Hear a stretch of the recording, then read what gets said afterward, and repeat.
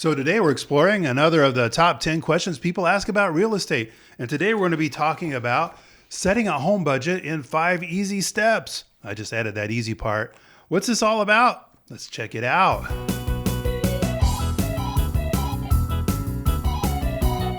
Hey, Dave Edwards, Treasure Valley Dave. And today we're looking at another one of the top 10 questions people ask about real estate. And today's question is setting a home buying budget in 5 easy steps. I added easy because it's not going to be that hard. We're going to be there to help you make it a little bit easier. Before we get into that, I did want to remind you, if you like this video, to please go ahead and like it. That helps so much. Share it with somebody that needs to see it. And do subscribe to the channel. I don't want to see you miss out on anything.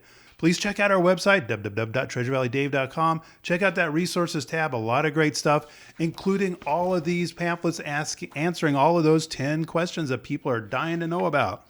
So let's get into today's question, setting a home budget in 5 easy steps. And it's going to be pretty easy. We're here to help you with that. So the first step is to calculate your down payment. So this can vary wildly, depending on how much the house costs.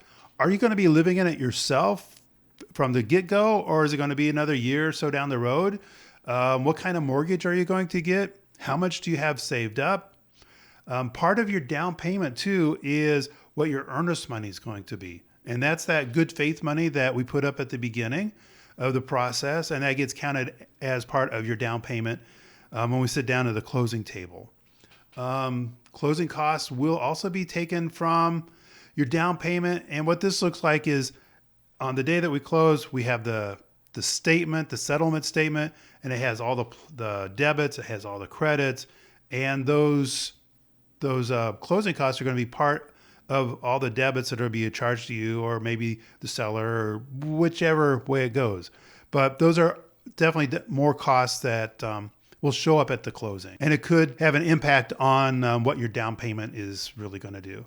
And how much will you get from selling your current home? That's going to be pretty important too, to figure out how much your down payment's going to be. Meaning, if you're not getting anything, or maybe you're currently a renter, and maybe you've only saved up a small amount of money, and we're going to explore those different loan programs. So don't think just because you have a little money or no money that you can't get a house. But that is another question that we need to get answered to figure out what your down payment could be.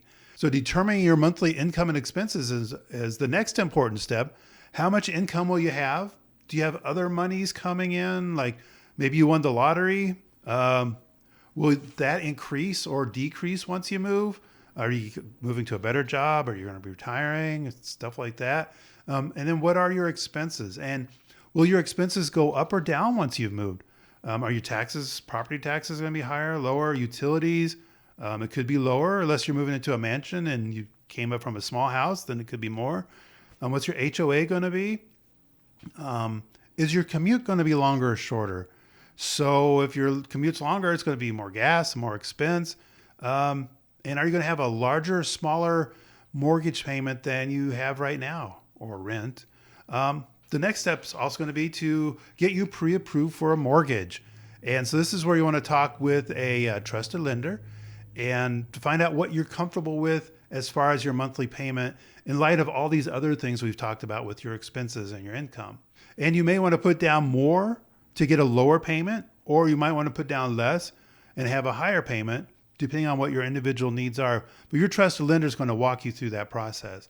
Consider other costs too. Closing costs, I believe we talked about that a little bit. Property taxes, your HOAs. Also, what about repairs and improvements that you want to make? Maybe it's a multiple offer situation and the house needs $500 worth of plumbing repairs, and it's like you don't want to ask the seller to do that because you want to increase your chance of getting the house. Then you just want to calculate in your mind that you're going to be just spending that $500. Also, maybe you're looking out there, you go, you know what? This is a perfect house, except we need to add like another room in the back for a study or a library or who knows what. Have those costs in mind. Maybe it's something you're not going to do right away, but it could be down the road. And are you going to need a more reliable car due to that longer commute that we were talking about? That could be more money every month that you're going to want to account for and figure into your entire budget. Well, and speaking of budget, so you want to set your budget for finding your house. So with all this information and input from your lender and from your agent, now you can kind of set a pretty comfortable budget for what you want to spend on your home. And keep this in mind too, a hat tip to Dave Ramsey, your home should be a blessing and not a burden. So don't let it take every penny out of you and then you have to worry every single month. So that's it. That's setting a home buying budget in 5 easy steps. I told you that would be pretty easy. So let's get to crunching some numbers. Well, and this is Treasure Valley Dave. As always, we'll see you on the next question and answer, and we're always looking forward to helping you get home.